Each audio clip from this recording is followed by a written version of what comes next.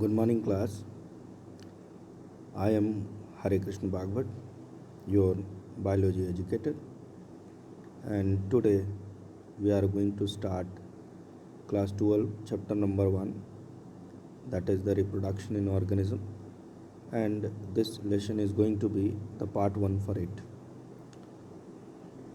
This chapter is going to be helpful to the students of all type of boards, that is the CBSE, ICSE, JAG, another state board, and to the students of PMTs of AIMS and NEET.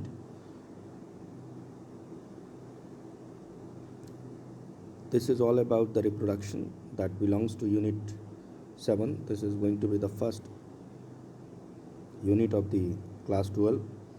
This unit is divided into 4 chapters, as you know. That is the reproduction in organisms, sexual reproduction in flowering plants, human reproduction, and reproductive health. And in this first part of the reproduction in organism of the chapter number 1, we are going to discuss about the reproduction, its definition, mode of reproduction, that is asexual and sexual mode, and the characteristics of asexual reproduction and the sexual reproduction as well, and we have some checkpoints also at the end of this lesson. Now let's introduce the topic, that what the topic is. Topic is reproduction. What the reproduction is. Reproduction is made up of two main words. One is re, means again, and production means to make or to produce. Now, in its lifetime, every living organism has a tendency to produce the large number of individuals by means of a process called reproduction. Now, the question is, why there is a tendency to the living organism to produce a large number of individuals by the process of reproduction, of which kind and for what? So these questions always come in mind, that why reproduction takes place particularly. Let's come to the definition. Reproduction is a biological process of giving birth to the same kind for the continuity of race in a natural habitat. Let's elaborate this definition, that reproduction is a biological process. Means no organism can be produced by artificial means. Means it is a biological process of what? Of giving birth to whom? Of the same kind. Same kind means the different kinds of species that we know, that suppose the dog, cat, humans, elephants, these are the different kinds of species, and each species it get produced by the same kind of species again and again. For what? For the continuity of race. Where the question arises, it is very important, where the organism produces large number of progenies to continue their race in their natural habitat. Natural habitat means in nature always differentiates two living organisms by means of reproduction.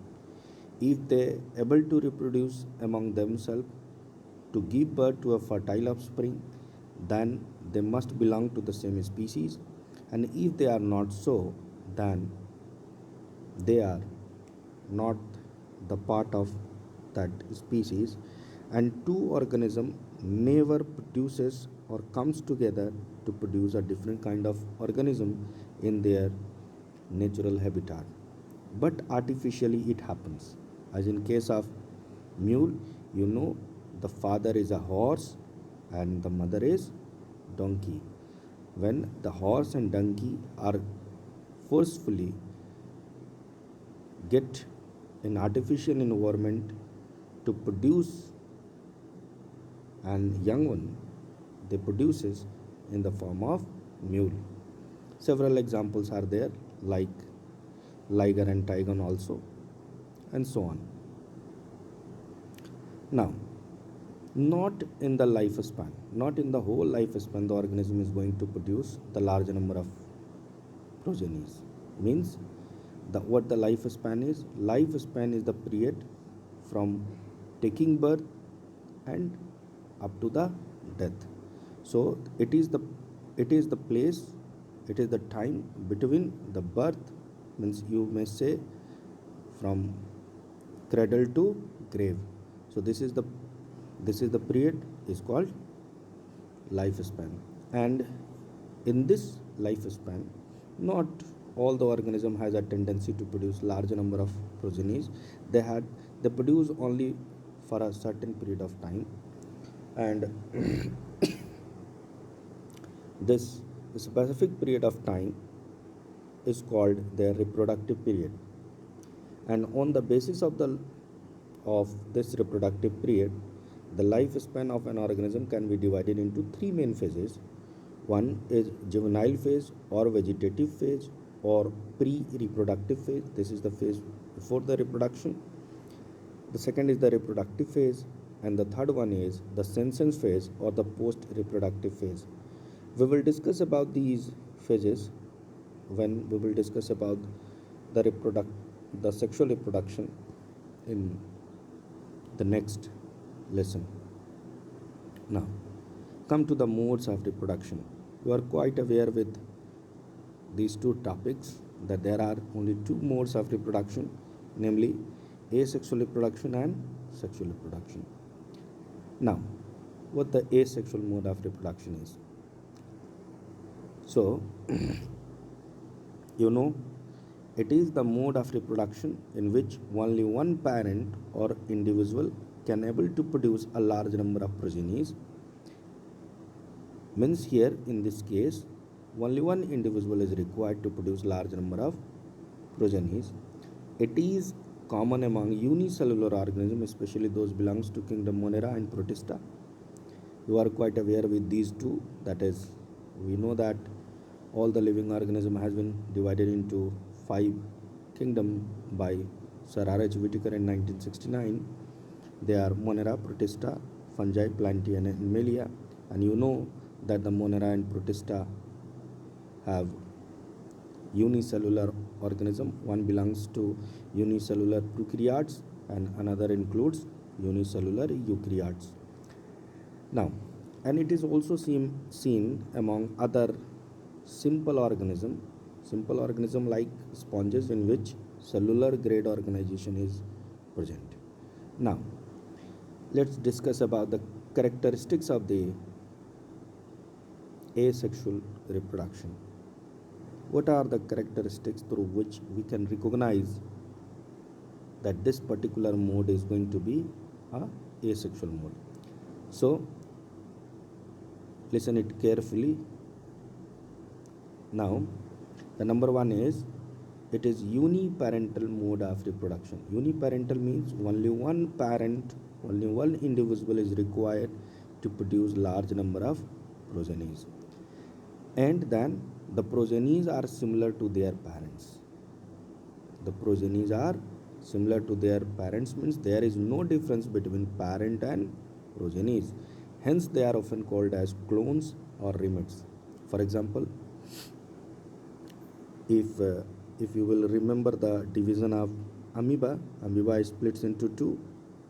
Then there is, you can't say which one is parent, which one is progeny, and both the individual are similar because they have same genetic makeup. And this phenomena is called variation, and there is no variation. Variation means there is no difference between parents and progenies. And here no gamete formation takes place. Means sexual reproduction, as we know, requires two type of cells. One is sperm, another is ovum. These are called gametes, and here there is no gamete formation takes place. No fertilization occurs. There is no need to fertilize the egg or egg by the sperms, as because these these processes are not takes place over here. So it is a fast process of multiplication. Means if any organism has to divide by means of sexual reproduction, by means of asexual reproduction, sorry, then they can produce by asexual mode, because it is a fast process. Now why it is a fast process? And as it is a fast process, so it is easy for each and every organism? Not. Why? Because it always takes place in a favorable condition. Favorable condition means it always needs a stable condition to reproduce. Now